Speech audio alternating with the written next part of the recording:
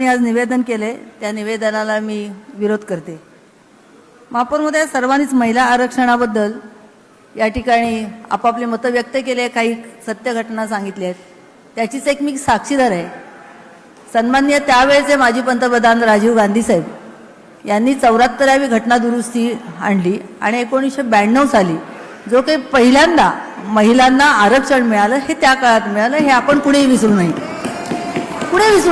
कोणता पक्ष हे महत्त्वाचं नाही, पण त्यावेळच्या देशाच्या माजी पंतप्रधानांनी त्यावेळेला आजचे माजी पंतप्रधान तेव्हाचं त्यांनी आरक्षण आणलं, म्हणूनच आम्ही दिसतो या ठिकाणी। 92 सालापासून आजपर्यंत कामकाज करत असताना या महापालिकेमध्ये आता मगाशी सगळ्यांनीच म्हणाले, यावर्षी तर महिला आरक्षणाला आपण महिलांना सन्मान केलेला आहे। मुंबईच्या प्रथम नागरिक मान्य सन्माननीय आपण आहात, मान्य आयुक्त अश्विनीताई विडे आहेत, विरोधी पक्षनेत्या पहिल्यांदा महिला झाल्या आहेत, पहिल्यांदा बेस्ट कमिटी चेअरमन महिला झाल्या आहेत, सुधार समिती चेअरमन झाल्या आहेत, बेस्ट समिती शिक्षण समितीला पण महिला झाल्या आहेत। पण दुर्दैवाने खंडकर साहेब आपला आदर करते, पण सभागृह नेत्या महिला केल्यात नाही। आपण सभागृह नेता आपण महिलांना देऊ शकत होतात की नाही? आता महिलांबद्दल जर फारच आदर आहे तर एकच पद कशासाठी खाली ठेवलं? आपल्याबद्दल मला आदर आहे, आपल्याबद्दल मला आदर आहे,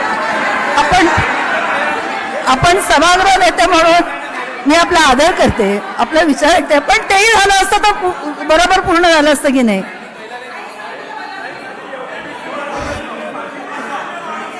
ऐका ना, आपण झाला आम्हाला आनंद आहे बघा, आपल्याबद्दल माझं मत अतिशय चांगलं आहे, पण जी त्रुटी आहे, जी चूक आहे ती नजरेसमोर आणून पण द्यायला पाहिजे। आणि इतकंच नाही तर प्रत्येक वेळेला आमच्याकडे बघून महिलांबद्दल आपल्याला आदर नाही। आपण विसरलात का? आपण युतीमध्ये आपण इतके वर्ष काम केलं। या देशाच्या पहिल्या पंतप्रधान मान्य प्रतिभाताई पाटील यांना सन्माननीय शिवसेना प्रमुख राष्ट्रपती प्रतिभाताई पाटीलना मान्य बाळासाहेबांनी पाठिंबा दिला, म्हणून त्यावेळेला पहिल्या राष्ट्रपती झाल्या, महिला झाल्या। कोकणातल्या नाही होत्या, कोकणातल्या नाही, विदर्भातल्या होत्या, पश्चिम महाराष्ट्रातल्या प्रतिभाताई होत्या। आणि मी लकी आहे की प्रतिभाताई जेव्हा राष्ट्रपती होत्या तेव्हा सुद्धा MS त्यावेळेला मृदुला जोशी मॅडम होत्या आणि आयुक्त स्वाधीन क्षत्रिय साहेब होते। अर्थात तेव्हा आम्ही याच्याप्रमाणे तेव्हा भेटायला गेलो माननीय राष्ट्रपती मॅडमना, आमचं आदरातिथ्य झालं, तो भाग वेगळा। पण प्रत्येक वेळी महिला आरक्षणाला विरोध आपण हे का विसरता? म्हणजे काय म्हणतात ना, खोटं बोल पण रेटून बोलती, आता आपली परिस्थिती झालेली आहे। आपण हे विसरलात का? महिला आरक्षणाला आम्ही विरोध केला का नाही? आमचे खासदार आजही सांगतायत की 2023 साली जेव्हा महिला आरक्षण मंजूर झालं ते इम्प्लिमेंट करा। 2024च्या निवडणुकीमध्ये का आपण केलं नाही? बघा, महिलांना सगळ्यांना, म्हणजे आमच्या इथे असलेल्या सगळ्या महिलांना ज्यांना संधी मिळेल त्यांना विधानसभेत जायला आवडेल, त्यांना लोकसभेत जायला आवडेल, पण डिलिमिटेशनमुळे झाले। तुम्हीही नाकारू नका, खंडकर साहेब बरोबर बोलताय, पण त्यांना सांगताय शिंदे साहेबांना, हे डिलिमिटेशनच्या आडून महिला आरक्षणाची ढाल करून जनतेला फसवण्याचं आपलं कारस्थान हे सगळ्यांच्या लक्षात आलं, म्हणून संसदेमध्ये विरोध झाला। तर काय सांगायचं आहे नाही, प्रत्येक वेळी मला मगाशी माझी मैत्रीणच आहे, नाव घेत नाही मी, नाही तर मग परत कोणीतरी आणि मी स्पष्टीकरण द्यायला हवं। काँग्रेसच्या मांडीवर कोणी बसायची गरज नाही। आता दोन एकमेका युतीमध्ये बसतात, तेव्हा आपण सभागृहात बोलताना सुद्धा त्याचं भान ठेवलं पाहिजे, आपण काय बोलतोय। परत दुर्दैवानं काय होतं, आमच्यामधलं कोणी बोललं तर तुम्ही ऑब्जेक्शन घेता, पण इकडे कोणी बोललं तर ऑब्जेक्शन घेत नाही।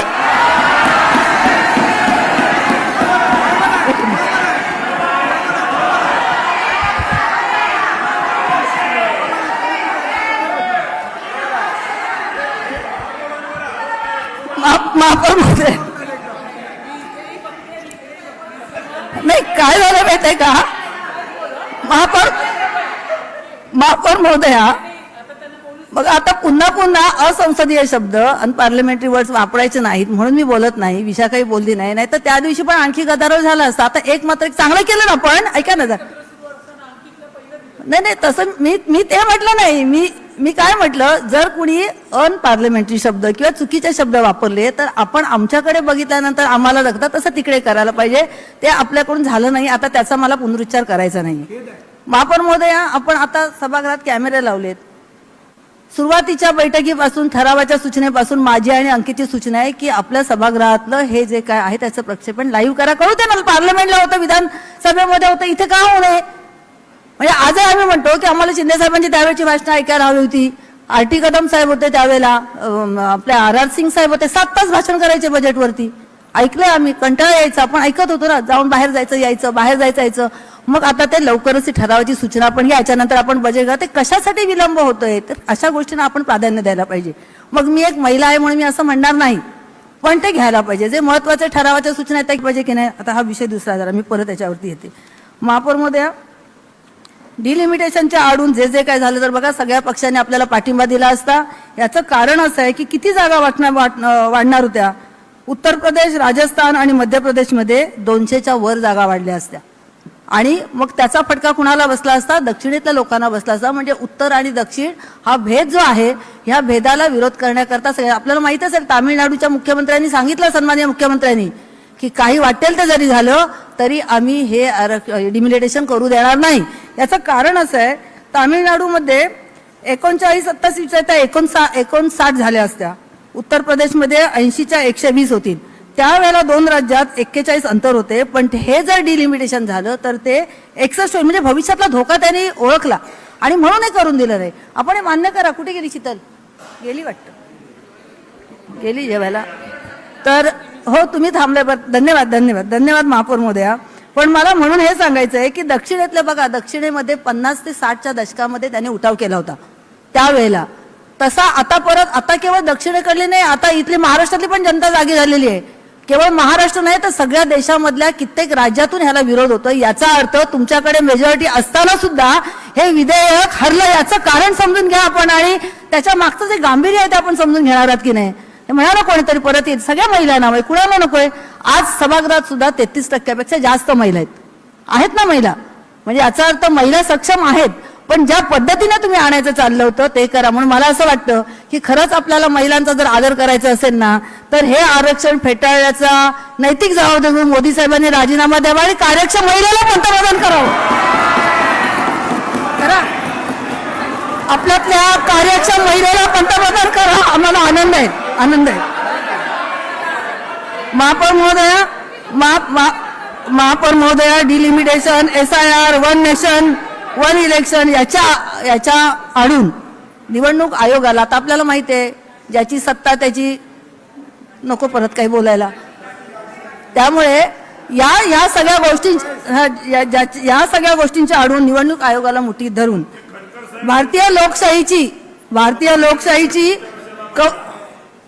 भारतीय लोकशाहीची कवच कुंडलं तोडण्याचं जे काही काम चाललं होतं ना, त्याला हा विरोध झालेला आहे. आपण समजून घ्या. कसं होतं, कधी कधी माणूस दुसऱ्याला फसवू शकतो पण स्वतःला फसवू शकत नाही ना. इतरांना फसवू शकतो पण स्वतःला नाही कळतं हे की चूक झाली आहे.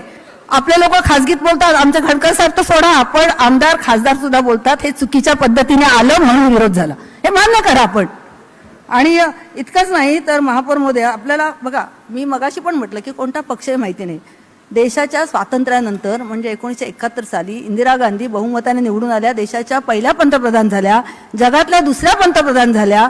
आणि त्यावेळेला सुद्धा महिलांना मतदानाचा अधिकार नव्हता. तो मतदानाचा अधिकार सन्माननीय इंदिरा गांधींनी दिला. हे आपण विसरता कसं? हो हो,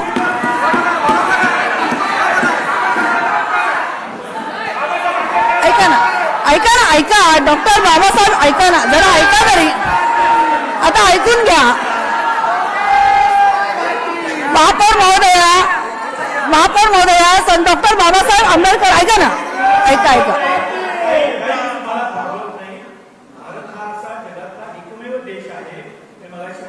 साहेब मी ऑन लेग आहे, प्लीज. मी ऑन लेग आहे. तुम्ही मला परवानगी त्यांना दिली नाही. आपण चुकीची माहिती नाही. महिलांना मतदानाचा अधिकार, ठीक आहे, डॉक्टर बाबासाहेबांच्या घटना दुरुस्तीने आपल्याला मिळाली गोष्ट खरी आहे. पण ऐका ना जरा, हो तो ऐका ना, ऐका.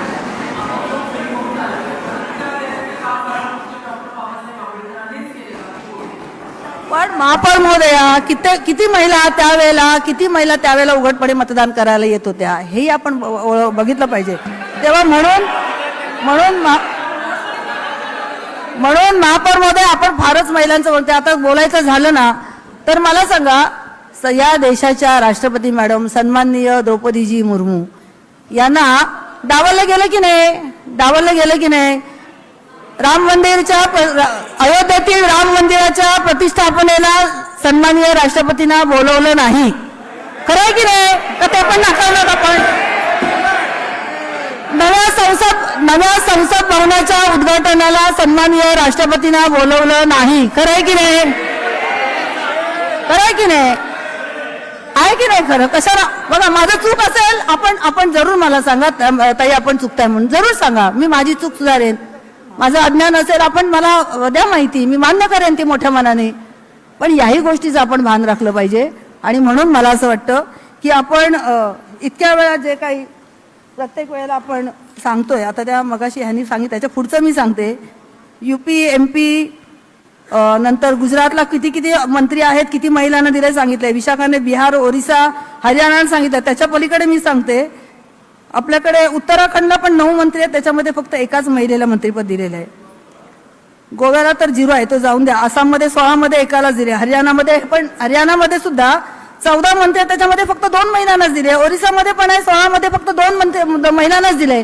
त्यामुळे या गोष्टी आपण नाकारून चालणार नाही. आणि म्हणून मला असं वाटतं महापौर महोदया की 33% आरक्षण महिलांना द्यायला आम्ही तयार आहोत. म्हणजे सगळ्या पक्षाचे लोक, आम्ही म्हणजे सगळ्या पक्षाचे लोक. फक्त डिलिमिटेशनच्या आडून आपण महिला आरक्षणाची ढाल करून ही लोकशाहीची कवचकुंडलं दाबण्याचा जो काही प्रयत्न चाललाय त्याला आमचा सक्त विरोध आहे. आणि म्हणून भविष्यात महिला आरक्षणाला आम्ही जरूर पाठिंबा देऊ, पण ते योग्य रीतीने व्हायला पाहिजे. की जिथे जाऊ तिथे सत्ता आमचीच यायला हवी. म्हणून आपण डिलिमिटेशन करणार असाल तर ते चुकीचं आहे. महापौर महोदय, धन्यवाद.